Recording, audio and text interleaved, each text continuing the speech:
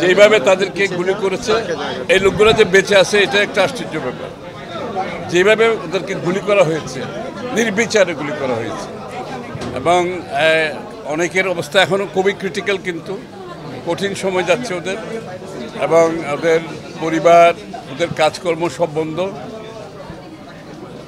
তো কথা হচ্ছে দেশবাসী তো ওদের বিচারের অবস্থা অপেক্ষায় আছে। এই ধরনের আমার জীবনে, আমার রাজনীতির জীবনে আমার মনে হয় না বাংলাদেশের ইতিহাসে এই ধরনের নির্বিচারে গুলি হত্যাকাণ্ড চলেছে আমার মনে হয়। এবং এই লোকগুলো যারা আছে এখনও বেঁচে আছে, এটা আল্লাহর রহমত ছাড়া আর কিছু না। এবং আমি মনে করি এদের বাকি জীবন কীভাবে কাটবে এটা একটা বিষয় আছে এখানে। বোধহয় অনেকে এখানে আমার মনে হয় ভালো করে হাঁটাচলা করতে পারবে না, অনেকে স্বাভাবিক জীবনযাপন করতে পারবে না।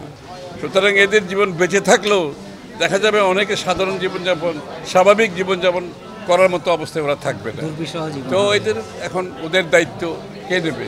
অনেকে অন্ধ হয়ে গেছে, অনেকে পা চলে গেছে, অনেকে পা থেকেও এটা অবশ হয়ে গেছে, তার হাঁটাচলা করতে পারবে না। সুতরাং একটা দুর্বিষহ অবস্থা। এখান থেকে জাতিকে মুক্ত করতে হলে এদেরকে পুনর্বাসনের ব্যাপার আছে, আর জাতিরও তো পুনর্বাসনের ব্যবস্থা ব্যাপার আছে। যে অবস্থায় আমরা গিয়ে পৌঁছেছি, এরকম কিছু আমরা কোনোদিন দেখিনি।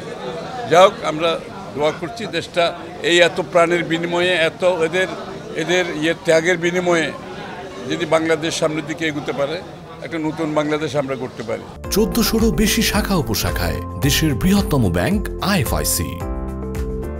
অন্তর্বর্তী সরকারকে তো আমরা সকলেই সমর্থন দিচ্ছি, কারণ এই পরিবর্তনের মেইন কাঠামোটা যে সংস্কারগুলোর মৌলিক কাঠামো, তো যে প্রতিষ্ঠানগুলো ধ্বংস হয়ে গেছে এগুলোকে তো একটা ট্র্যাকে আনতে হবে। সুতরাং আমাদের পূর্ণ সমর্থন রয়েছে, এবং আশা করি এই কাজগুলো যত দ্রুত সম্ভব তারা করতে পারবে।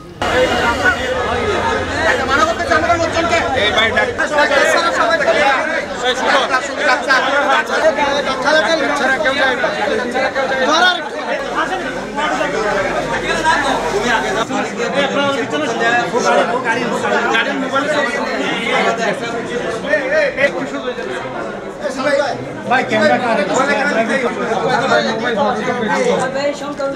মুক্ত নয়, একটু সামনে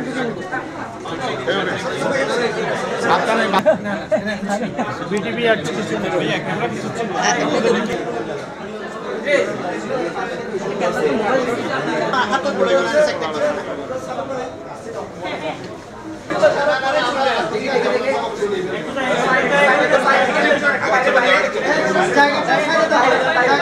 মিডিয়া